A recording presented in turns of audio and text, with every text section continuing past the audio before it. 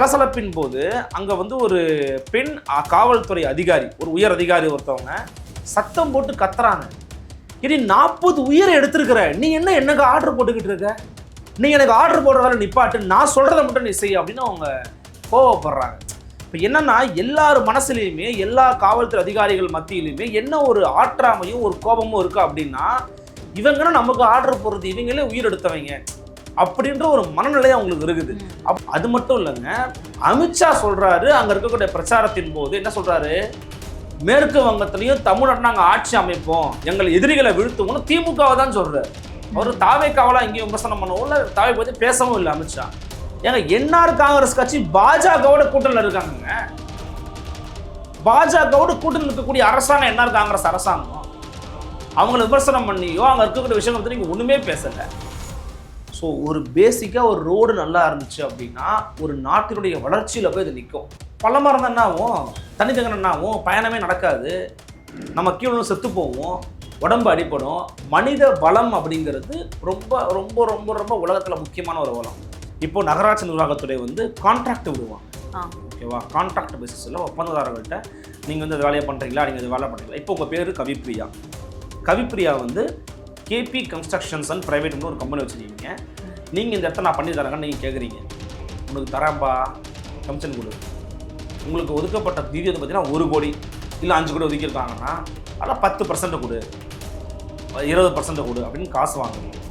இதே மாதிரி தான் கர்நாடகாவில் கமிஷன் கவர்மெண்ட்டுன்னு சொல்லி பாஜக 40% வாங்கினாங்க. எப்போ? போன ஆட்சியில். ஒரு ஆர்ப்பாட்டம் பண்ணாரா, கூட்டணி கட்சிகளை வச்சு ஆர்ப்பாட்டம் பண்ணார். எல்லாரும் செந்தில் பாலாஜி ஆதரிச்சு பேசினாங்க. ஒன்றிய அரசே அப்படின்னாங்க. மேட்ரு என்னையா அதை பற்றி பேசுங்க, என்ன யாரும் பேசலை. அவர் ஏமாத்தினாரா, காசு வாங்கினாரா, இதுதான் டிஸ்கஷன் பாயிண்ட்டு. ஆனால் அதை பற்றி யாருமே பேசலை. அந்த மாதிரி ஏன் நீங்கள் கேள்வி எடுக்க பண்ண மாட்டேங்கிறீங்க? இதுதான் நம்ம பொறுப்பு டிஜியாக போட்டுருக்கு, கம்முன்னு இருக்குது, எதுவும் பண்ணாதீங்கப்பா. டிஜிபியால் எந்த மூவ்ஸ் எடுக்கவே முடியலையோன்னு சந்தேகம் நமக்கு வருது. பொறுப்பு டிஜிபிக்கு இந்த அதிகாரம் இருக்கா இல்லையா? அவர் எஃப்ஐஆர் போடலாமா போடக்கூடாதா?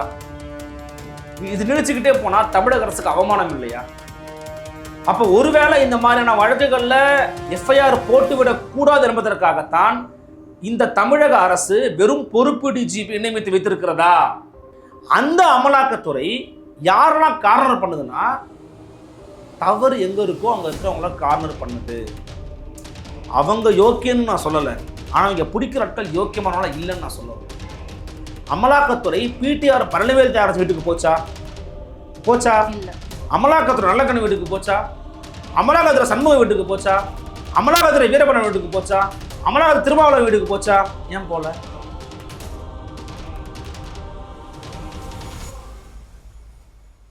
நலம் தரும் நல்லார் சித்த மருத்துவமனை இதய நோய், சர்க்கரை நோய், பக்கவாதம், சிறுநீரக பிரச்சனை, தண்டுவடம் மற்றும் மூட்டு பிரச்சனைகளுக்கு மிகச்சிறந்த மருத்துவமனை. கிருஷ்ணகிரி, சென்னை மற்றும் மதுரை. தொடர்புக்கு 8807666117 மற்றும் 8807666118. நிம்மதி ப்ராப்பர்ட்டி மேனேஜ்மெண்ட். கான்டாக்ட் 7667008999. அன்னை பர்னிச்சர்ஸ், அன்னை திருமண சீர்வரிசை பொருட்கள், டிவி, ஃபிரிட்ஜ், வாஷிங் மெஷின் உள்ளிட்ட 200க்கும் மேற்பட்ட பொருட்கள் அடங்கிய திருமண சீர்வரிசை ரூபாய் 99,000 மட்டுமே. தமிழகம் முழுவதும் இலவச டோர் டெலிவரி. தொடர்புக்கு 7550014440 9345044044. ஃபோர்த் எஸ்டேட் தமிழ் நேயர்களுக்கு வணக்கம். இன்றைய நேர்காணலில் நம்மோடு இணைந்திருக்கிறார் ஊடகவியலாளர் அருள்மொழிவர்மன் அவர்கள். வணக்கம் சார். வணக்கம்மா. இன்று புதுச்சேரியில தாவேகா தலைவர் விஜய் அவர்கள் பிரச்சாரத்தை தொடங்கியிருக்காரு. அதாவது பொதுக்கூட்டம் கிட்டத்தட்ட 5000 பேர் வந்து அதில் கலந்துருக்காங்க QR கோட் மூலமாக. அதில் குறிப்பாக என்ன சொல்றாரு அப்படின்னா, புதுச்சேரி வேறையாகவும் தமிழ்நாடு வேறையாகவும் எல்லாரும் நினைக்கிறாங்க, ஆனால் எனக்கு ரெண்டுமே ஒன்று தான், ஒன்றிய அரசு பாரபட்சம் பார்க்குது அப்படின்னும், அது மட்டும் இல்லாமல் 1974 எம்ஜிஆர் அவர்கள் தமிழ்நாடுக்கு முதலமைச்சர் ஆகிறதுக்கு முன்னாடி புதுச்சேரியில் ஆயிட்டாரு. அப்போ நீங்க வந்து நமக்காக எம்ஜிஆர் அவர்கள் வந்திருக்காரு அப்படின்னு முன்கூட்டியே சொல்லியிருக்கீங்க அப்படின்லாம் குறிப்பிட்டு பேசியிருந்தாரு. எப்படி சார் பாக்குறீங்க? விஜய் வந்து தமிழ்நாட்டுக்குள்ள தொடர்ச்சியாக பரப்புரை திட்டங்களுக்கான பயணங்களை மேற்கொண்டுகிட்டு இருந்தாரு. கரூர் சம்பவத்துக்கு பிறகு வந்து பார்த்தீங்கன்னா அவர் காஞ்சிபுரத்தில் மட்டும்தான் ஒரு கூட்டம் போட்டார், அப்புறம் வரைக்கும் ஒரு கூட்டம் போடலை. அதுவும் உள்ளரங்களே போட்டிருந்தாரு, இப்போ வெளியில போட்டிருக்காங்க. ஆமாம், அந்த உள்ளரங்க கூட்டம் கூட ஒரு QR கோடு மூலமாக தான் அவர் பண்ணியிருந்தார். எல்லாரும் மக்களுக்குமான அனுமதி கிடையாது, அந்த மாதிரி QR கோடு மூலமாக பண்ணியிருந்தார். இப்போ திரும்பவும் வந்து பார்த்தீங்கன்னா புதுச்சேரியில் போய் வந்து பண்ணியிருக்கிறாரு.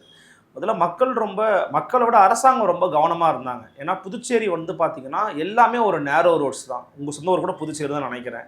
எனக்கு புதுச்சேரியில் ஃப்ரெண்ட்ஸ் நண்பர்கள் இருக்காங்க, நான் அங்கே போயிட்டு வந்திருக்கிறேன். ரொம்ப நேரோ ரோட்ஸாக இருக்கும். தமிழ்நாடு தழுவிய அளவுலையோ அல்லது வந்து சென்னை போன்ற இடங்களில் இருக்கக்கூடிய கொஞ்சம் விசாலமாக சாலைகளாக மாதிரி கூட கொஞ்சம் அங்கே இருக்காது. அவங்க ரொம்ப லீனியண்ட்டாக இருப்பாங்க. ரொம்ப ஸ்ட்ரிக்டான ஒரு போலீஸ்லாம் ரொம்ப அது மாதிரி நான் பார்த்தது கிடையாது. ஹெல்மெட் கூட போடாமல் ரொம்ப தூரம் போகிறாங்க வராங்க. ஆனால் இங்கெல்லாம் அப்படி கிடையாது. ஸோ அந்த இடத்துல போய் நீங்கள் ரோட் ஷோலாம் பண்ணுறீங்க அப்படின்னா அது மிக மிக மிக உறுதியாக உயிரிழப்புகளை உருவாக்குவதற்கான அதீதமான வாய்ப்புகளை கொண்டிருக்கக்கூடிய கிரவுண்டாக இருப்பது வந்து பார்த்தீங்கன்னா கட்டாயமாக நான் சொல்கிறது வந்து பாண்டிச்சேரி சொல்லலாம். இப்போ என்ன பிரச்சனை அப்படின்னு பார்த்தீங்கன்னா, இந்த புதுச்சேரியில் இப்போ இவங்க இந்த கூட்டம் போட்டாங்க பார்த்தீங்களா, இந்த கூட்டம் போடுறப்ப அங்கே சலசலப்பு நடந்துக்கிட்டு இருக்குது. சலசலப்பின் போது அங்கே வந்து ஒரு பெண் காவல்துறை அதிகாரி, ஒரு உயர் அதிகாரி ஒருத்தவங்க சத்தம் போட்டு கத்துறாங்க. இனி 40 உயிரை எடுத்திருக்கிற நீ என்ன எனக்கு ஆர்டர் போட்டுக்கிட்டு இருக்க, நீ எனக்கு ஆர்டர் போடுற வேலை நிப்பாட்டு, நான் சொல்கிறத மட்டும் நீ செய் அப்படின்னு அவங்க கோவப்படுறாங்க. இப்போ என்னன்னா எல்லார் மனசுலையுமே எல்லா காவல்துறை அதிகாரிகள் மத்தியிலுமே என்ன ஒரு ஆற்றாமையும் ஒரு கோபமும் இருக்குது அப்படின்னா, இவங்கன்னா நமக்கு ஆர்டர் போடுறது, இவங்களே உயிர் எடுத்தவங்க அப்படின்ற ஒரு மனநிலை அவங்களுக்கு இருக்குது. அப்போ ரொம்ப கவனமாக ரொம்ப நிதானமாக ரொம்ப பொறுமையாக அந்த கூட்டத்தை கையாள வேண்டிய பொறுப்பும் கடமையும் இயல்பாகவே காவல்துறைக்கு இருக்குது. இன்னைக்கு வந்து காவல்துறை அந்த இன்னொன்று இவங்க வந்து ஒரு இது கிட்டத்தட்ட ஒரு உள்ளங்க கூட்டம் மாதிரி தான். ஒரு 5000 பேருக்கு QR கோடு கொடுத்து உள்ளே வர வச்சிருக்கிறாரு அப்படின்றத நம்ம பார்க்குறோம். இந்த QR கோடு கொடுத்து உள்ளே வர வைக்கிற விவகாரம் வந்து எனக்கு தெரிஞ்சு தமிழ்நாட்டு அரசியல் வரலாற்றிலேயே இதுதான் முதல் முறையாக நான் பார்க்குறேன். நான் திமுக பார்த்துருக்கேன், அதிமுக பார்த்துருக்கேன், பாமக பார்த்துருக்கேன், பிஜேபி, நாம் தமிழர், விசிக, காங்கிரஸ், கம்யூனிஸ்ட் எவ்வளோ பேர் பார்த்துருக்கோம். இப்போ தாவேகா வருகை இந்த காலகட்டம் அப்படின்றதால டெக்னாலஜி வளர்ந்துருக்கு இல்லையா, அதனால QR கோட் மூலமாக அனுமதிக்கிறாங்க. QR கோடு இல்லாத மக்கள், அந்த அந்த வாய்ப்பு இல்லாத மக்கள், தன் தலைவனை பார்க்கணும்னு நினைக்கக்கூடிய மக்கள், நேரில் வந்து நான் என் தலைவனை தரிசனம்னு நினைக்கிற மக்களுக்கு என்ன வாய்ப்பு இருக்குது? இப்போ சிக்கல் என்னன்னா, நீங்கள் வந்து QR கோடு மூலமாக QR கோடு இருக்கிறவங்க நீங்கள் கூப்பிட்டு வரீங்க. QR கோடை வச்சு தான் என்னுடைய லீடரை என்னால் பார்க்க முடியும் அப்படிங்கிற மனநிலை இருக்குல்ல, அது 2K கிட்ஸுக்கு ஜென்சிக்கு வந்து பிரச்சனை இல்லாமல் இருக்கலாம். பொதுவான மக்களுக்கு அந்த மாதிரி ஒரு பார்வை இருக்குன்னு வைப்போம். அவங்களுக்கான வழி என்ன? நீங்கள் சொல்கிற மாதிரி ஒரு வேளை ஒரு டெக்னாலஜியை பயன்படுத்துகிறோம், நவீன தொழில்நுட்பத்தை பயன்படுத்துகிறோம் அப்படின்னா அவர் வாட்ஸ்அப்பில் பேசிட்டு போகலாமே. எதுக்கு நீங்கள் பொதுக்கூட்டம் போகணும், எதுக்கு நீங்கள் ஆர்ப்பாட்டம் பண்ணணும் போகிறோம். அதில் ஆர்ப்பாட்டப்படலாம் அவங்க பண்ணுறது கிடையாது, இதுதான் பண்ணிக்கிட்டு இருக்கிறாரு. ஸோ இன்றைக்கி ஒரு பேசுகிற பேச்சு வந்து ரொம்ப புதுசாக இருக்க போது, புரட்சிகரமாக இருக்க போதுன்ற எதிர்பார்ப்படலாம் யாருமே பெருசாக இல்லை. ஆமாம், அது இருந்துச்சு இல்லையா. ஏன்னா வந்து தமிழ்நாட்டில் ஆளும் திமுக வந்து அவ்வளோ கடுமையாக வந்து சாடி இருந்தாரு. அப்போ பாஜக அவ்வளவோ வந்து அவர் பேசல, கொள்கை எதிரி அப்படின்னு தான் பேசியிருந்தாரு. என்ஆர் காங்கிரஸ் விமர்சிக்க போறாரா அல்லது வந்து பாஜக விமர்சிக்க போறாரா இல்ல எதிர்கட்சியா இருக்கக்கூடிய திமுக விமர்சிக்க போறாரா, இப்படி பல கோணங்கள் இருக்கு. ஏன்னா என்ஆர் காங்கிரஸ் கூட அவர் வந்து கூட்டணி வைக்க வாய்ப்பு இருக்கு. முதல்ல எம்ஜிஆர் அவர்கள் புதுச்சேரியில முதலமைச்சரான மாதிரி விஜயும் வந்து தொடங்குவாரு அப்படின்ற மாதிரிலாம் சொல்லப்பட்டது. அப்ப இது வந்து ஒரு பரபரப்புக்கூடிய ஒரு விஷயமா தானே பாருங்க. அதாவது நீங்க சொல்ற மாதிரி அவர் என்ன பேசுவாரு அப்படின்னு எதிர்பார்த்திருக்கலாம். ஆனால் பொதுவாக இருக்கிற மக்களுக்கு அல்லது அவரோட அரசியலை தொடர்ந்து பகுப்பாய்ந்து வர்றவங்களுக்கு எல்லாருக்குமே தெரியும் விஜய் என்ன பேச போகிறாரு அப்படின்னு. இங்கே எப்படி திமுகவை திட்டினாரோ விமர்சனம் பண்ணாரோ அதே மாதிரி தான் அங்கே போய் திட்டுவார்னு நல்லா எதிர்பார்த்தாங்க. அப்படியே டிட்டோவாக அங்கே பெரும்பாலும் திமுக விமர்சனம் பண்ணி தான் பேசினார். அப்போ ஆளுங்கட்சியை வந்து அவர் விமர்சிக்கல இல்லையா, அப்போ வந்து என்ஆர் காங்கிரஸ் கூட கூட்டணி வைக்க வாய்ப்பு இருக்கா? அதுதான் என்னன்னா, நீங்கள் அப்போ உங்களுடைய நிலைப்பாடு என்ன? எதிர்கட்சியாக இருக்கிற கட்சியை போய் விமர்சனம் பண்ணுறீங்க. எதிர்கட்சியாக கட்சி விமர்சனம் பண்ணக்கூடாதுன்னு சொல்லலை, ஆனால் அதை அதிகமாக பண்ணுறீங்க. இப்போ நீங்கள் அங்கே போய் என்ன பண்ணியிருக்கணும், என்ஆர் காங்கிரஸ் பாஜகவோட கூட்டணி வைத்து என்ன சொல்லணும், கூட்டணி வைத்து இந்துத்துவத்திற்கு அடிபோட்டு இருக்கக்கூடிய என்ஆர் காங்கிரஸை நம்ம வந்து கலைந்தெறிவோம் தொடச்செறிவோம்னு நீங்கள் பேசணும். இங்கே திமுக பிஜேபியோட ஏற்கனவே கூட்டணி வச்சாங்கல்ல, அப்போ உங்களுக்கு கசந்துச்சா இல்லையா? அதை விட என்ன, இன்னைக்கு திமுக பாஜகவோட கூட்டணியிலேயே இல்லை. இன்னைக்கு திமுக பாஜகவை நேரில் வச்சு விமர்சனம் பண்றாங்க, எதிர்க்கிறாங்க, போட்டு துவச்சி எடுக்கிறாங்க. கருத்து எழுதி அவங்களுக்குள்ள ஒரு போர் வெளியளவில் நடந்துகிட்டே இருக்கு. உள்ள எப்படி இருக்காங்க நமக்கு தெரியாது, ஆனா தோற்றம் அப்படிங்கிறது கடுமையான ஃபைட் பண்றாங்க நேஷனல் லெவல்ல. அது மட்டும் இல்லைங்க, அமித்ஷா சொல்றாரு அங்க இருக்கக்கூடிய பிரச்சாரத்தின் போது என்ன சொல்றாரு, மேற்கு வங்கத்திலையும் தமிழ்நாட்டில் நாங்கள் ஆட்சி அமைப்போம், எங்கள் எதிரிகளை வீழ்த்துவோம்னு திமுகவை தான் சொல்றாரு. அவர் தாவேக்காவெல்லாம் இங்கேயும் விமர்சனம் பண்ணவும் இல்லை, தாவேக்கு பற்றி பேசவும் இல்லை அமித்ஷா. அப்போ டைரக்டாக பிஜேபி திமுக எதிரின்னு சொல்லுது, திமுக பிஜேபி எதிர்த்து ஃபைட் பண்ணுதுங்கிறதா இப்போ இருக்கிற கிரவுண்டாக இருக்குது. அப்போ இந்த நேரத்தில் கூட்டணியிலே இல்லாத திமுக மறைமுக பாஜகவோடு இருக்குதுன்னு சொல்லக்கூடிய நீங்கள் அங்க நேரடியாக கூட்டணியில் இருக்கக்கூடிய என்ஆர் காங்கிரஸை விமர்சிக்காதது ஏன்? அப்போ உங்களுடைய சுயலாபத்திற்காக, உங்களுடைய அரசியல் நோக்கத்திற்காக நீங்க வந்து என்ஆர் காங்கிரஸோட பேச்சுவார்த்தையில் இருப்பீங்க, சமரசம் பண்ணுவீங்கன்னா உங்களுடைய கொள்கை உறுதியை நாங்க எப்படி எடை போடுறது?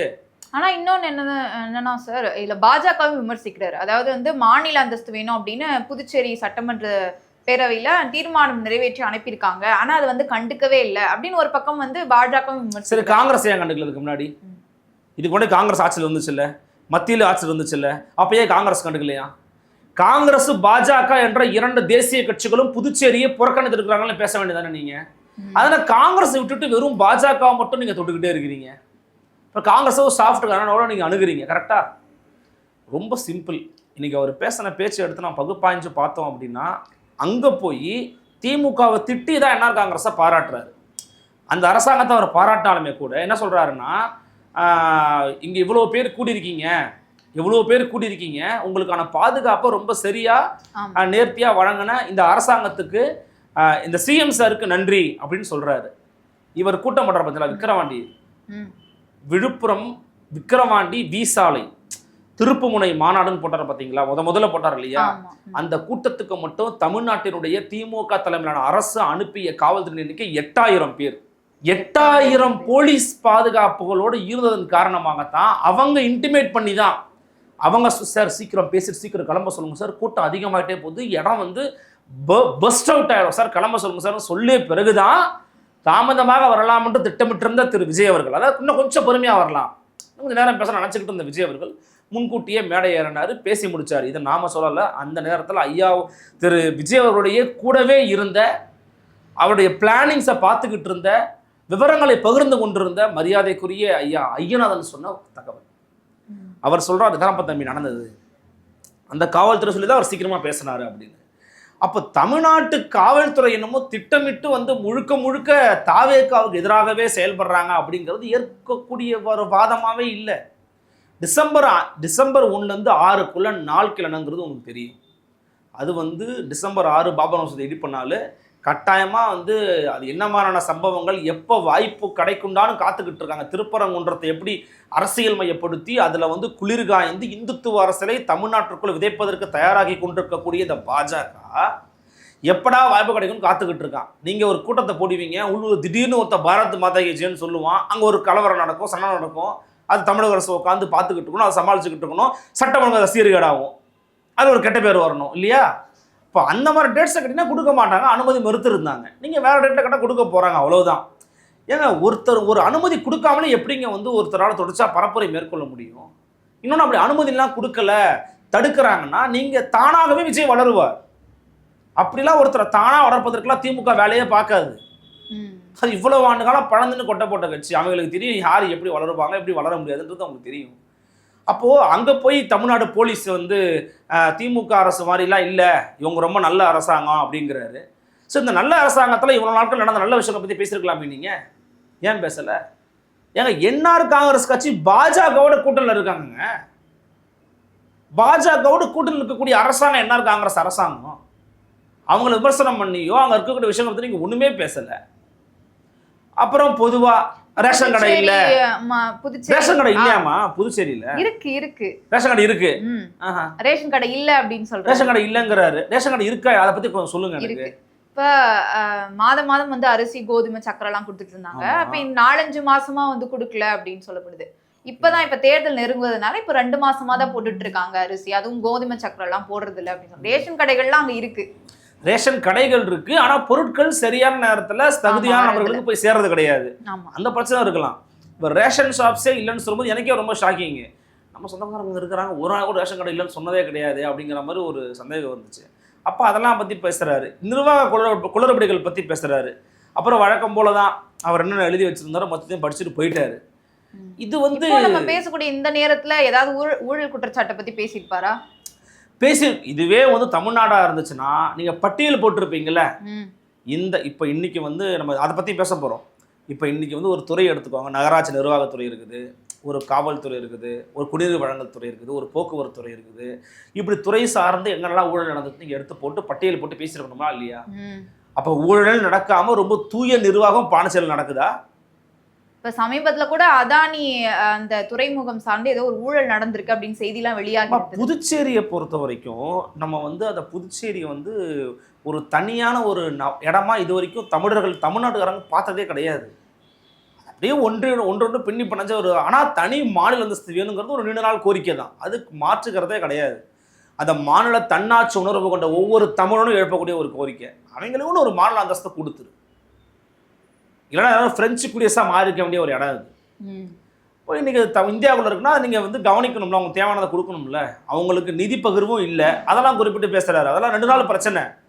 புதிய தீர்வுகளையோ புதிய திட்டங்கள் குறித்தோ அல்லது தொலைநோக்கு பார்வை குறித்தோ அந்த மாதிரி விஷனரியான ஸ்பீச் வந்து இன்றைக்கும் வந்து அவர்கிட்ட நம்ம எதிர்பார்த்தபடி கிடைக்கல.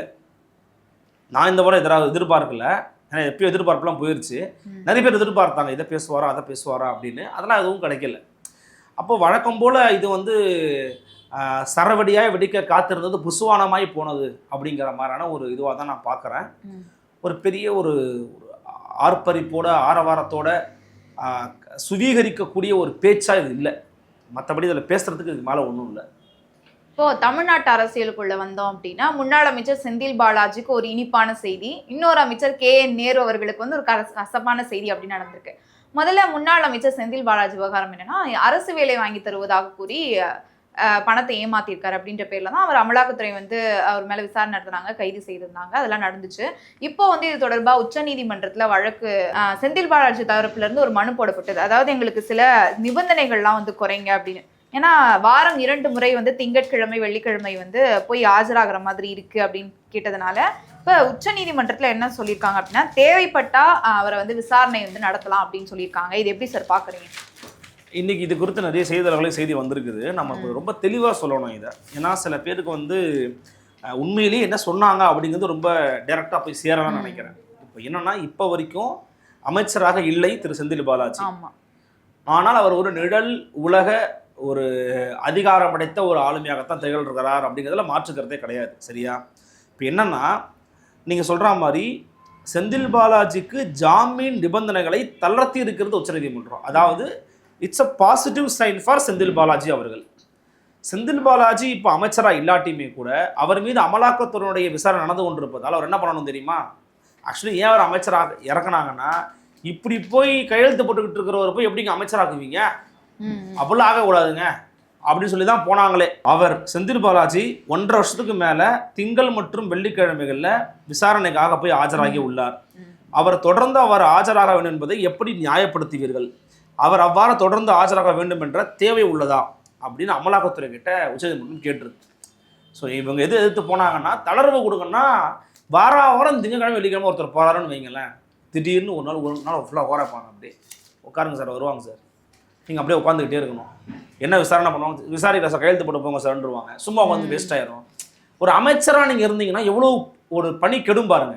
உங்களுடைய வேலையை செய்ய முடியாது, உங்களை தொகுதியை போய் பார்க்க முடியாது. இப்போ ஒரு சட்டமன்ற உறுப்பினர் தான், ஒரு வாரத்தில் 2 நாள் நீங்கள் இந்த மாதிரி போயிட்டு வந்தீங்கன்னா மக்களுக்கு எப்படி செய்வீங்க? கட்சி போய் எப்படி செய்வீங்க? இந்த சிக்கல் இருக்குது. அதனால் தளர்வு கொடுக்கணும் அவர் கேட்டிருக்கிறார். இப்போ அதுக்கு என்ன சொல்கிறாங்கன்னா, இதை தொடர்ந்து உத்தரவு பிறப்பித்த நீதிபதி என்ன சொன்னாங்கன்னா, செந்தில் பாலாஜியின் ஜாமீன் நிபந்தனைகளை மாற்றி அமைக்கின்றன. தேவை அடிப்படையில் செந்தில் பாலாஜி அமலாக்கத்துறை விசாரணைக்கு அழைக்கலாம். அவ்வாறு அழைக்கும் போது சென்னை அமலாக்கத்துறை அலுவலகத்தில் செந்தில் பாலாஜி ஆஜராக வேண்டும், சென்னைக்கு வந்துடணுங்கிறாங்க. மேலும் பிற நிபந்தனைகளில் மாற்றமில்லை என கூறிய நீதிபதிகள், விசாரணை நீதிமன்றத்தில் செந்தில் பாலாஜி ஆஜராகவில்லை என்றால் அதற்கான மனுவை சம்பந்தப்பட்ட நீதிமன்றத்தில் தாக்கல் பண்ணலாம். இப்போ சென்னைக்கு வர சொல்ல வரலங்க அவரு, ஹைகோர்ட்டில் போய் ஒரு மனு தாக்கல் பண்ணணும். நாங்கள் கூப்பிட்டோம், விசாரணைக்கு ஒத்துழைக்க மறுக்கிறார் செந்தில் பாலாஜி போது கைது கூட பண்ணுவாங்க, தூக்கிட்டு கூட வந்துடுவாங்க. அவரை விசாரணைக்கு மறுத்தா அவர் எனக்கு தெரிஞ்சு மறுக்க வாய்ப்பு கிடையாது. கூப்பிட்டீங்களா, ரீசன் இருக்கா, வரேன் அப்படின்னு சொல்ல போகிறாரு. வந்து விசாரணையை அட்டன் பண்ணிட்டு போக போகிறாரு. இந்த திமுக ரொம்ப லகுவாக ஹேண்டில் பண்ணுறாங்க, ரொம்ப ஈஸியாக ஹேண்டில் பண்ணுறாங்க. செந்தில் பாலாஜிக்கு பாசிட்டிவான முறையில் தான் அது போய்கிட்டு இருக்குன்னு வச்சுக்கோங்களேன். அப்படி தான் போகுது. இதில் இன்னொரு விஷயம் என்னன்னா, இன்னொரு விவகாரமும் நடந்திருக்குது. முன்னாள் அமைச்சர் செந்தில் பாலாஜி உள்ளிட்டோருக்கு எதிரான சிறப்பு நீதிமன்றத்தில் நிலுவையில் உள்ள வழக்குகளின் விசாரணை முடியும் வரை அமலாக்கத்துறை தொடர்ந்த வழக்கு விசாரணைக்கு தடை போடுங்க. இப்போ இவர் சுப்ரீம் கோர்ட்டுக்கு போனார், ஏங்க அமலாக்கத்துறை எப்போ பார்த்தாலும் கூப்பிட்டுக்கிட்டே இருக்காங்க, வாரம் நான் போய் வேலை பார்த்தேன்னா அங்கே போய் ஆஜரானா நான் வேலை பார்க்க முடியல, எனக்கு நிறைய ஸ்ட்ரகிள்ஸ் இருக்குது, தளர்வு கொடுக்குன்னு கேட்டாங்க, தளர்வு கொடுத்தாச்சு. இப்போது சென்னை ஹைகோர்ட் என்ன பண்ணாங்க அப்படின்னா, ஏங்க அவர் மேலே இடி விசாரிக்கவே கூடாதுன்னு தடை போடுங்க அப்படின்னு போட்டாங்க. போட்டது யாருன்னு சொல்கிறேன். அதிமுக ஆட்சி காலத்தில் போக்குவரத்துறை அமைச்சராக இருந்தபோது செந்தில் பாலாஜி போக்குவரத்துறை வேலை வாங்கி தருவதாக கூறி பணம் பெற்று மோசடி செய்ததாக எழுந்த புகார் அடிப்படையில் செந்தில் பாலாஜி உள்ளிட்டோர் மீது சென்னை மத்திய குற்றப்பிரிவு போலீசார் வழக்கு பதிவு செய்தனர். இந்த வழக்கு சென்னை மாவட்ட ஆட்சியர் அலுவலகத்தில் சிறப்பு விசாரணைக்கு வந்தது. ஓகேவா? இதனிடையே இந்த வழக்குகளில் குற்றம் சாட்டப்பட்ட சென்னை மாநகர போக்குவரத்து கழகத்தின் முன்னாள் மேலாண் இயக்குனர் கணேசன் சென்னை ஹைகோர்ட்டில் மனு தாக்கல் பண்ணார். அதில் சிறப்பு நீதிமன்றத்தில் நிலுவையில் உள்ள வழக்குகளின் விசாரணை முடியும் வரை இடி தொடர்ந்த வழக்கை விசாரிக்க தடை விதிக்கணும்னு கூறினார். இதை விசாரித்த நீதிபதிகள் SM சுப்பிரமணியம், V லட்சுமி நாராயணன் ஆகியோர் அடங்கிய அமர்வில் திங்கட்கிழமை என்ன சொன்னாங்கன்னா, கணேசன் தள்ளுபடி பண்ணிட்டாங்க. அப்போல்லாம் முடியாது பண்ணி கிளம்ப பண்ணிட்டாங்க. இடி விசாரிக்கும், விசாரிப்பு தடையெல்லாம் போட முடியாது அப்படின்ட்டாங்க. அதனால் ஒரு பக்கம் தளர்வு கேட்டு ஐயா செந்தில் பாலாஜி போகிறாங்க. ஹைகோர்ட்டில் இன்னொரு பக்கம் வந்து பார்த்தீங்கன்னா இடி விசாரிக்கவே வேணாங்க அப்படின்னு போகிறாங்க. அதுக்கு ஹைகோர்ட் குட்டு வச்சு கிளம்புங்க, விசாரிக்க தான் செய்வாங்க அப்படின்னு சொல்லியிருக்கிறாங்க. ஸோ 2 செய்தியும் நம்ம வந்து பதிவு பண்ணிடணும். செந்தில் பாலாஜி அவரோட பொறுத்த வரைக்கும் 2026 தான் அவரோட இலக்கு. 26ல் மீண்டும் இந்த ஆட்சி அமைச்சு இந்த ஆட்சியில் குங்கு மண்டலத்தில் நம்ம வந்து ஒரு பெரிய பேராக வாங்கி ஒரு பெரிய மினிஸ்ட்ரி, அவரை பொறுத்தவரைக்கும் பெரிய மினிஸ்ட்ரிங்கிறது மதுவிலக்கு மற்றும் ஆயத்தறிவுத்துறை தான்.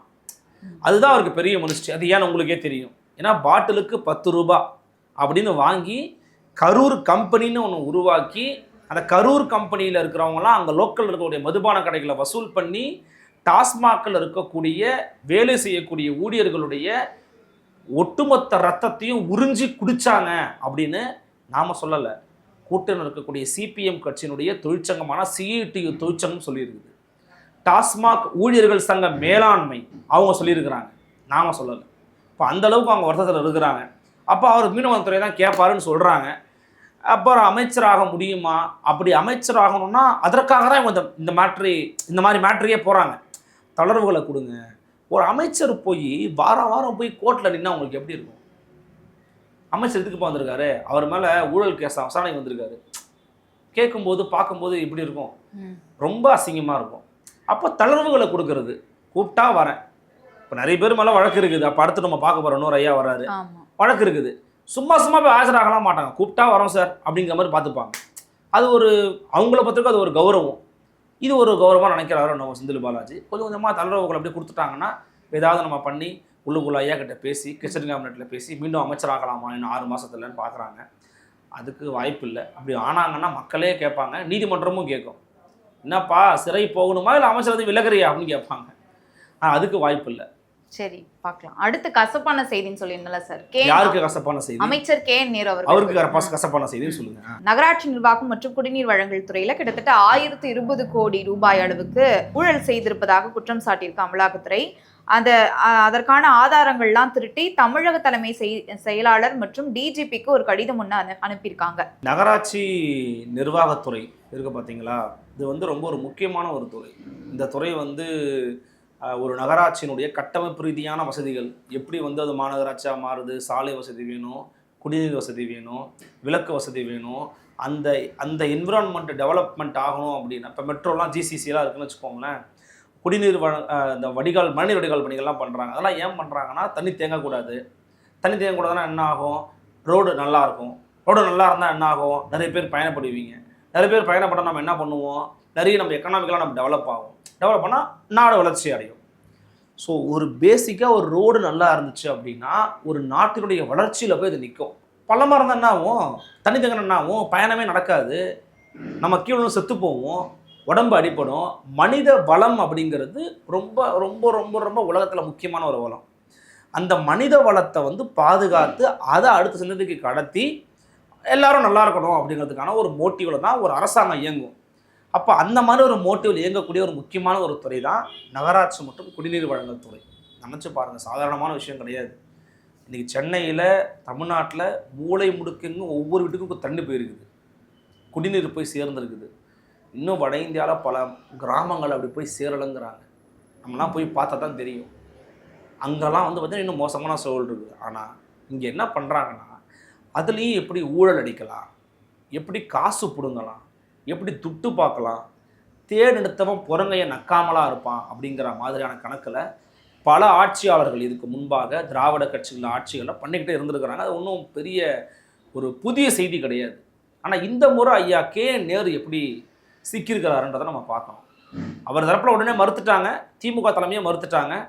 எங்கள் மீது தொட்டுப்பார் சீண்டிப்பார்னு ஐயா வீடியோ மட்டும்தான் போடலை, மற்றபடி எல்லாமே பேசிட்டாரு. நேற்று ஒரு இதில் பேசியிருக்கிறாரு. என்ன இந்த சொல்றாரு, விவகாரத்துல வந்து டெண்டர் விட்டதுக்கு வந்து முன்கூட்டியே இந்த டெண்டர் விடப்பட்டதாகவும் கிட்டத்தட்ட 7.5% 10% வரை லஞ்சமாக வசூலிக்கப்பட்டிருப்பதாகவும் சொல்றாங்க. நகராட்சி நிர்வாகத்துறை ஒப்பந்ததாரர்களிடம் கட்சி நிதி எனும் பெயரில் நேரு உதவியாளர்கள் 7.5% 10% வரை கமிஷன் பெற்றுள்ளனர். ஸ்டாப். இப்போ நகராட்சி நிர்வாகத்துறை வந்து கான்ட்ராக்ட் விடுவாங்க, ஓகேவா? கான்ட்ராக்ட் பேசிஸில் ஒப்பந்ததாரர்கள்ட்ட நீங்கள் வந்து இந்த வேலையை பண்ணுறீங்களா, நீங்கள் இந்த வேலை பண்ணுறீங்களா. இப்போ உங்கள் பேர் கவிப்ரியா. கவிப்ரியா வந்து கேபி கன்ஸ்ட்ரக்ஷன்ஸ் அண்ட் ப்ரைவேட்னு ஒரு கம்பெனி வச்சுருக்கீங்க. நீங்கள் இந்த இடத்த நான் பண்ணி தரேங்கன்னு நீங்கள் கேட்குறீங்க. உனக்கு தரேன்பா, கமிஷன் கொடு. உங்களுக்கு ஒதுக்கப்பட்ட நிதி வந்து பார்த்தீங்கன்னா 1 கோடி இல்லை 5 கோடி ஒதுக்கியிருக்காங்கன்னா அதில் 10% கொடு, 20% கொடு அப்படின்னு காசு வாங்குறது. இதே மாதிரி தான் கர்நாடகாவில் கமிஷன் கவர்மெண்ட்டுன்னு சொல்லி பாஜக 40% வாங்கினாங்க. எப்போ? போன ஆட்சியில். இங்கிருந்து போன சசிகாந்த் செந்தில் ஐஏஎஸ் அவர்கள் கர்நாடகாவில் உட்காந்து வார் ரூம் கிரியேட் பண்ணி 40% கமிஷன் கவர்மெண்ட்னு சொல்லி பிஜேபி அம்பலப்படுத்தி தோலுரிச்சு காமிச்சு அந்த 40% கமிஷன் ஊழல்னு சொல்லி அது பிரபலமாயிடுச்சு. எங்கே இருந்தாலும் 40% கொடு. எவன் போவான், எவன் வேலை பார்ப்பான், எவன் நிற்க முடியும்? அதானி அம்பானியை தவிர. அப்போ அப்படி பண்ணி ஊழல் கரப்டடான ஒரு ஸ்டேட்டாக மாறிச்சுன்னு சொல்லி தான் அவங்க வந்து அவங்க ஆட்சியவே பிடிச்சாங்க. ஆட்சி மாட்டத்துக்கே வழிவகுத்துச்சு. என்ன ஒன்றா இங்கே 7% 10% கேட்டிருக்காங்க. அது யார் கேட்டிருக்காங்கன்னு பாருங்கள். பிஏ மரியாதைக்குரிய அமைச்சர் நேரு ஐயா அவர்களுடைய அசிஸ்டண்ட்டு கேட்டிருக்கிறாங்க. அவங்க தான் பர்சனல் செக்ரட்டரியாக இருப்பாங்க, பிஎஸ்ன்னு சொல்லுவாங்க. ஒரு அமைச்சர் 2-3 பர்சனல் செக்ரட்டரி கூட இருப்பாங்க. இப்போ நீங்கள் போகிறீங்க, கவிப்பிரியா போகிறீங்க, என்னம்மா சொல்லுங்கம்மா, சரிம்மா பார்த்து பண்ணிக்கலாமா, நீங்கள் இந்த கமிஷனை கொடுங்கம்மா அப்படின்ட்டுருவாங்க. உங்களை மாதிரி எத்தனை பேர் கமிஷன் வாங்கியிருப்பாங்க. அதெல்லாம் நீங்கள் ஒன்றும் பெருசாக மாட்டாமலாம் கொடுக்க முடியாது. லிக்விட் கேஷாக கொடுப்பீங்க, இல்லை ஹவாலா மணியாக கொடுப்பீங்க, இல்லை டிரான்சாக்ஷன் பண்ணுவீங்க, இல்லை பொருளாக கொடுப்பீங்க, நகையாக கொடுப்பீங்க, லேண்டாக கொடுப்பீங்க, வீடாக கொடுப்பீங்க, அவ்வளவுதான். அது ஈஸியாக கண்டுபிடிச்சிருவாங்க. ஸோ அது ஒன்று. நெக்ஸ்ட் பாயிண்ட் படிங்க. கழிவறைகள் கட்டியது, தூய்மை பணியாளர்களை ஒப்பந்த அடிப்படையில் நியமித்ததில் லஞ்சம் கைமாறியுள்ளது. பார்த்தீங்களா? கக்கூஸ் கட்டுனதில் ஊழல் நம்மளா பேசிகிட்டே இருந்தோம், மாட்டிக்கிச்சு. 2வது, தூய்மை பணியாளர்களை ஒப்பந்த அடிப்படையில் நியமித்ததில் லஞ்சம். அவங்களே ரொம்ப கஷ்டப்படுறவங்க, அவங்களே இந்த கான்ட்ராக்ட் லேபர்ஸ்லாம் வேண்டாங்க பர்மனண்ட் பண்ணுங்கன்னு பேசிக்கிட்டு இருக்காங்க. இவங்க கான்ட்ராக்ட் வருது இருக்குன்னு தெரியுதில்லை இப்போது. அதாவது கான்ட்ராக்ட் கொடுத்தீங்கன்னா யாரை வேணால் நீங்கள் வந்து தேவை இருக்கிறவங்க, ரொம்ப கஷ்டப்படுறவங்கள அவங்கள்ட்ட பணத்தை வாங்கி குறைந்தபட்சம் அதில் யாரை நான் மதிப்பேன். இப்படி கான்ட்ராக்ட் விட்டாலுமே கூட அவங்க கஷ்டப்படுறாங்கன்னு காசு கூட வாங்காமல் உங்களுக்கு வேலை வாங்கி கொடுத்துறாங்க, கூட பிரச்சனை கிடையாது. ஆனால் அவங்கக்கிட்டையும் காசை பிடுங்கி அவங்களோட ரத்தத்தை உறிஞ்சி அவங்கள்ட்டையும் துட்டை பண்ணிக்கிட்டு நீ வேலை வாங்கி கொடுக்குறியே, இல்லை மனுஷ பிறவிதானா அப்படின்னு கேட்க தோணும் நமக்கு. இந்த மாதிரிலாம் பண்ணுறவங்கள இதெல்லாம் பண்ணியிருக்கிறாங்கன்னு அமலாக்கத்துறை சொல்லுது. 3வது பாயிண்ட். நபார்டு நிதி மூலம் நடைபெற்ற நகராட்சி நிர்வாக பணிகளுக்கும் லஞ்ச பணம் கைமாறி உள்ளது. நபார்டு அப்படின்னா என்ன? National bank for agriculture and rural development. இது வந்து owned by government of India தான். focused on fostering rural prosperity through financing, policy, planning, development in agriculture and allied sectors, providing refinance to banks, running government schemes. இந்த மாதிரிலாம் பண்ணுறதுக்காக தான் அந்த நபார்டு வங்கியை பயன்படுத்துகிறாங்க. இந்த நபார்டு நிதி மூலமாக நிர்வாக பணிகளுக்கு லஞ்ச பணம் கொடுத்துருக்குறாங்க, நபார்டு மூலமாக கொடுத்துருக்குறாங்க. அது ஒன்று. அடுத்தது, கிராம சாலைகள், ஏரிகள், நீர்நிலைகள் தொடர்பான திட்ட ஒப்பந்தத்திலும் தூய்மை பணியாளர்களுக்கான குடியிருப்புகள் கட்டுவதற்கான ஒப்பந்தத்திலும் லஞ்சம் கைமாறியுள்ளது. அடுத்து, ஒப்பந்தங்களை இறுதி செய்து வழங்கியது முதல் ஒப்பந்தத்திற்கான நிதியை விடுவிப்பது வரை நகராட்சி நிர்வாகத்துறையின் ஒவ்வொரு திட்ட ஒப்பந்தத்திலும் 20 முதல் 25% வரை லஞ்ச பணம் கைமாறியுள்ளது. ஒவ்வொரு இதுலேயும் 20-25% சாதாரணமான விஷயம் கிடையாது. அவ்வளோ காசு போகணும். அது மட்டும் 1 கோடி எடுத்துக்கிட்டு 25 லட்ச ரூபா நீங்கள் கொடுக்கணும். 1 கோடி ப்ராஜெக்ட்னா. அப்படியே 4 கோடினா பாருங்க 1 கோடி கொடுக்கணும். 8 கோடினா பாருங்க எத்தனை கோடி, இப்படின்னு நீங்கள் மாறிட்டே இருக்கும். ஓகே. அடுத்து இதுக்கு அமலாக்கத்துறை வந்து என்னென்ன ஆதாரங்கள் இருக்கு அப்படின்னு சொல்றாங்கன்னா 1020 கோடி லஞ்சம் கைமாறியதற்கான ஆதாரங்கள் 258 பக்கங்களில் 300 புகைப்படங்கள் உள்ளது. லஞ்சத்தை கணக்கீடு செய்த பட்டியல், பணம் கைமாறியது, ஹவாலா பரிவர்த்தனை உள்ளது. லஞ்சம் கைமாறியதற்கான வாட்ஸ்அப் சாட் ஸ்கிரீன்ஷாட்டுகள் உள்ளது. அடுத்து, நாங்கள் கொடுத்த ஆதாரங்களின் அடிப்படையில் தமிழ்நாடு போலீஸ் உடனடியாக வழக்கு பதிவு செய்ய வேண்டும். உடனடியாக வழக்கு பதிவு செய்யவில்லை என்றால் லஞ்சம் வசூலித்ததில் போலீஸுக்கும் தொடர்பு என முடிவுக்கு வர நேரிடும். பிஜேபிக்கு அமலாக்கத்துறை கடிதம் எழுதிருக்காங்க. தான் இந்த லாஸ்ட் ஒன்று இருக்கு பார்த்தீங்களா, அது வந்து நமக்கு வந்து சரியா படலன்னு சொல்ல முடியாது. அதை பற்றின நமக்கு முழுமையான விவரங்கள் எனக்கு தெரியாது. ஏன்னா ஈடிக்கு அந்த அதிகாரம் இருக்கா. அமலாக்கத்துறைக்கு ஒரு மாநிலத்தினுடைய டிஜிபிங்கிறவர் யாரு? இந்த மாநிலத்துக்கு வெட்கம், மானம், சூடு, சொரணை நம்ம வந்து தொடர்ச்சியாக நம்ம கையில் வச்சுருந்ததுனால இந்த அரசாங்கமே வச்சுருந்தாங்களே. மரியாதைக்குரிய ஐயா மு க ஸ்டாலின் அவர்களுடைய துவக்க காலத்தில் பார்த்தீங்கன்னா ஐயா சைலேந்திரபாபு இருந்தாரா? அப்புறம் யார் இருந்தாங்க? செங்கர் ஜிவால் ஐயா இருந்தாங்களா? இவங்க 2 பேரும் போன பிறகு ஏன் ஐயா நிரந்தரமான டிஜிபியை போடன்ற கேள்வி தொடர்ச்சியாக கேட்குறோமா இல்லையா? டிஜிபின்னு நிரந்தரமாக போடலை. இப்போ இந்த டிஜிபி ஏற்கனவே 888 கோடியில் இவங்க ஊழல் பண்ணியிருக்கிறாருங்க. நான் போய் பேங்க்கு ஃப்ராடு தொடர்பாக விசாரிக்க போகும்போது இது மாட்டிக்கிச்சிங்க அப்படின்னு என்ன சொன்னாங்க? ஏற்கனவே அரசினுடைய குடிநீர் வழங்கல் துறையில் வேலை வாங்கி தரேன் அப்படின்னு 135 பேருக்கு மேலே இவங்க ஆளுகளுக்கு 30 - 40 லட்ச ரூபாய் பணத்தை வாங்கிட்டு கிட்டத்தட்ட 800 கோடிக்கு மேலே ஊழல் பண்ணிட்டாங்க. எதிர்க்கட்சிகள் தொடர்ச்ச குற்றச்சாட்டை வச்சாங்க. இவங்க என்ன சொன்னாங்கன்னா ஒரு 100 பேர்கிட்ட வாங்கியிருப்பாங்க அப்படின்னு அமலாக்கத்துறை சொன்னாங்க. அது தொடர்பாக நான் விசாரணை பண்ணணுங்க, எனக்கு ஒரு எஃப்ஐஆர் போடுங்க அப்படின்னு கேட்டாங்க. டிஜிபி கிட்ட இப்போ வரைக்கும் பதிலே போகலை. அதாவது காலக்கெடுக்கு சட்ட ரீதியா இல்லைன்னு சில பேர் சொல்றாங்க. இந்த விவகாரமே கிட்டத்தட்ட 45 நாளைக்கு முன்னாடி தான் நடந்துச்சு. இப்போ ரெண்டாவதா வந்து KN நேரு ஐயா மேல இப்போ மிக குறிப்பாக நம்ம என்ன பேசணும், நகராட்சி நிர்வாகத்துறை எவ்வளவு % கமிஷன் வாங்கியிருக்கிறாருன்னு பேசணும். ஏற்கனவே மதுரை மேயருடைய ஊழல் இந்த சமூகமே பார்த்து பல்லிழிக்கிறது. மிக மோசமாக இந்த அரசாங்கம் விமர்சிக்கிறாங்க. காரணம், மதுரை மாநகராட்சியில் நடந்த ஊழல் 200 கோடிக்கு அதிகமான ஊழல். அதே போல் சென்னை மாநகராட்சியில் பண்ணியிருப்பாங்கன்னு சந்தேகம் எல்லாருக்குமே இருக்குது. இப்போ இந்த ஐயா KN நேரு துறையில் நடந்திருக்கிற இந்த ஊழல் குற்றச்சாட்டுன்னு ED அது ஒரு முகாந்திரத்தை ப்ரெடிகேட் அஃபென்ஸ் இருக்குன்னு சொல்கிறாங்க. இதன் பிறகு விசாரிக்கணும் அப்படின்னா டிஜிபி கடிதம் கொடுக்கணும். ஆமாங்க இந்த மாதிரி விசாரணை பண்ணுங்கன்னு சொல்லணும். இப்போ ஐயா KN நேரு தரப்பு என்ன சொல்கிறாங்க? நேற்று ஒரு அறிக்கையெல்லாம் கூட விட்டுருந்தாரு.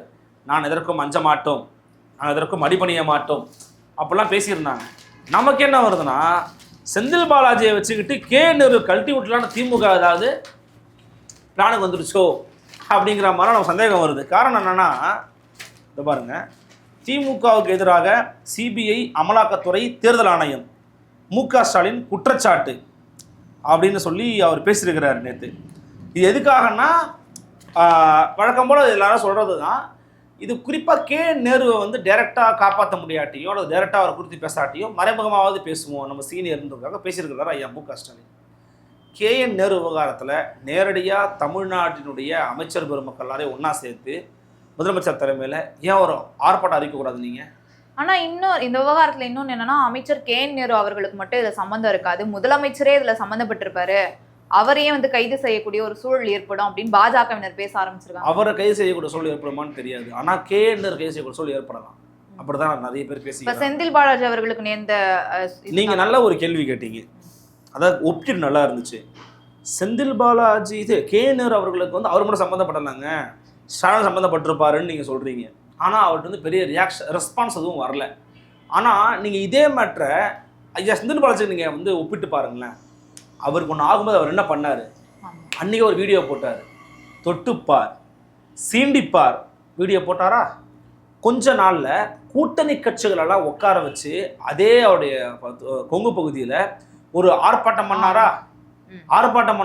கூட்டணி கட்சிகளை வச்சு ஆர்ப்பாட்டம் பண்ணார். எல்லாரும் செந்தில் பாலாஜி ஆதரிச்சு பேசினாங்க. ஒன்றிய அரசே அப்படின்னாங்க. மேட்ரு என்னையா அதை பற்றி பேசுங்க, என்ன யாரும் பேசலை.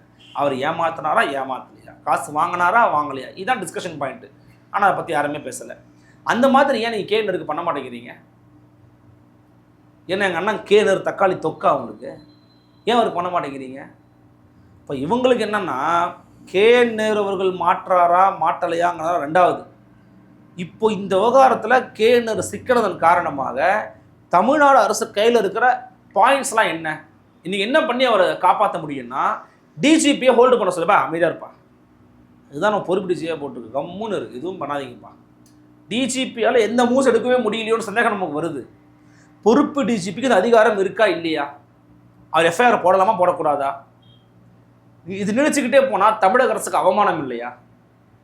அப்போ ஒருவேளை இந்த மாதிரியான வழக்குகளில் எஃப்ஐஆர் போட்டுவிடக்கூடாது என்பதற்காகத்தான் இந்த தமிழக அரசு வெறும் பொறுப்பு டிஜிபி நியமித்து வைத்திருக்கிறதா? வேற டிஜிபி நல்லா டிஜிபி வந்தாங்கன்னா எஃப்ஐஆர் போட்டு போங்கன்னு சொல்லிட்டாங்கன்னா என்ன பண்ணுறது அப்படிங்கிற ஒரு நிலைப்பாடு, ஒரு அச்சம் திமுக அரசுக்கு இருக்கிறதா?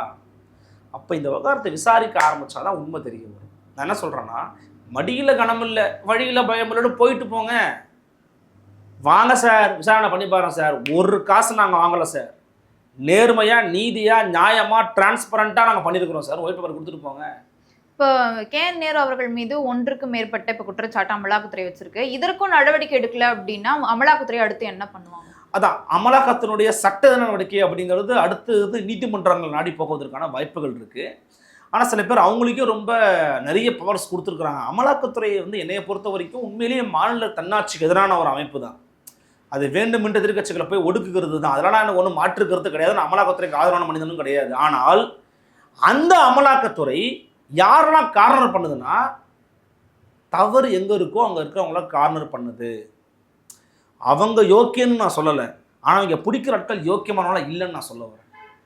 அமலாக்கத்துறை பிடிஆர் பழனிவேல் தியாகராஜன் வீட்டுக்கு போச்சா? இல்லை. அமலாக்கத்துறை நல்லக்கண்ணு வீட்டுக்கு போச்சா? அமலாக்கத்துறை சண்முக வீட்டுக்கு போச்சா? அமலாக்கத்துறை வீரபண்ணன் வீட்டுக்கு போச்சா? அமலாக்கத்துறை திருமாவளவன் வீட்டுக்கு போச்சா? ஏன் போல? அப்போ நமக்கு சந்தேகம் வருது இல்லை?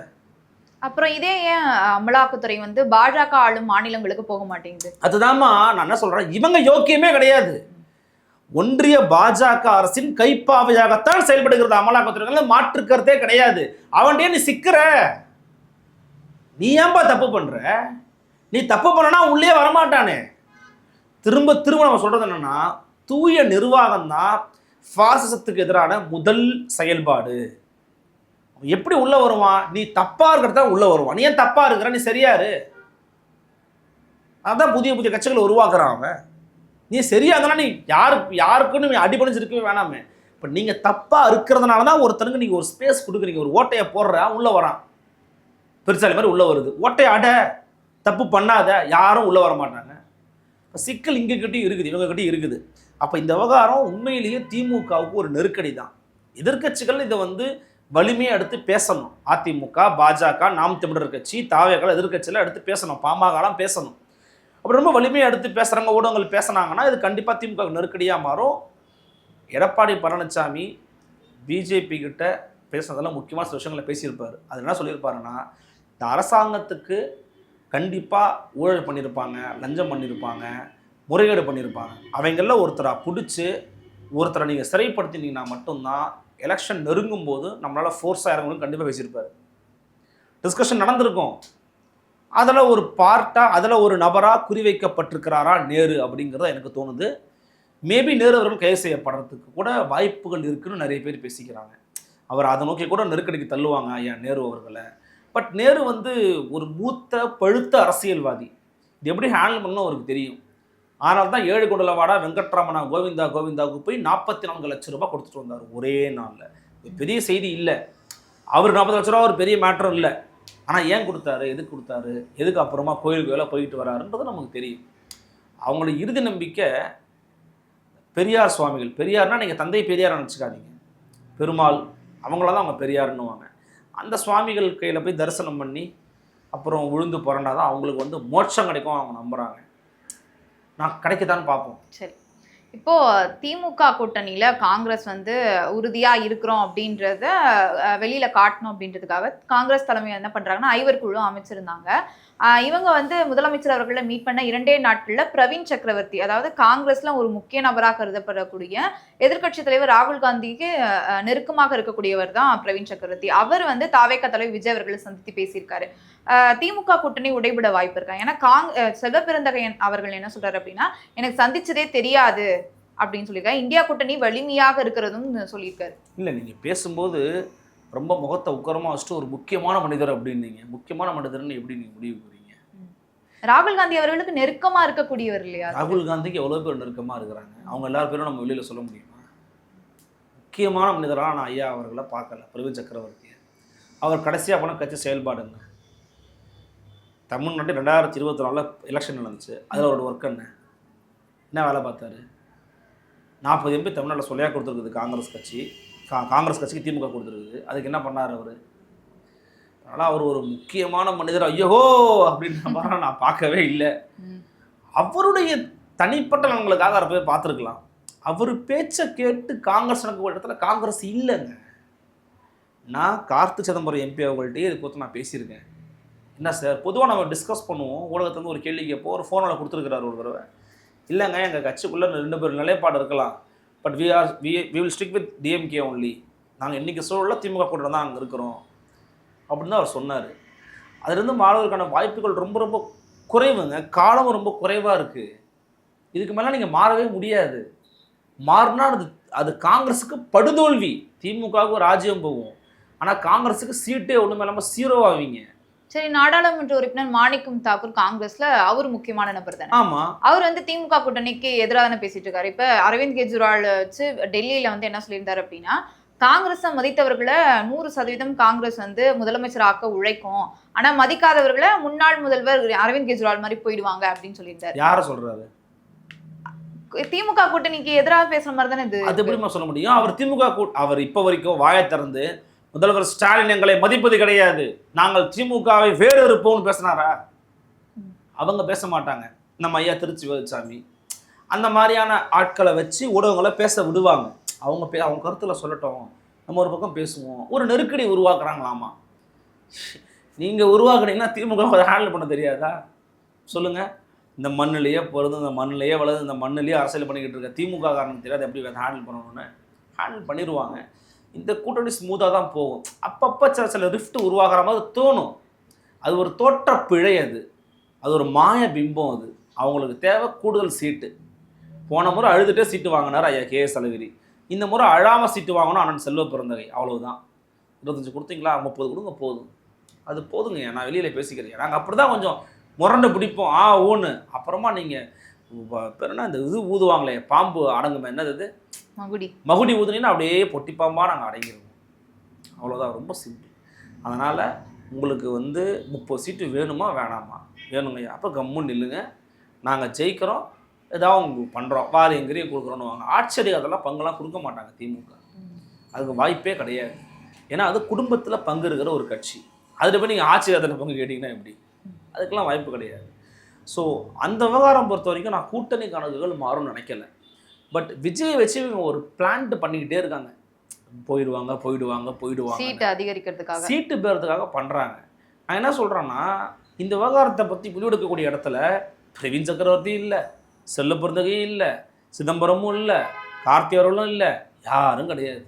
எல்லாம் மல்லிகார்ஜுன காரியமும் சோனியா காந்தி அவர்களுக்கு இருக்கிற முடிவு. அவங்க டைரெக்டாக பங்காளி டு நாட்டாம டு பங்காளின்னு பேசிக்கிட்டு இருக்காங்க.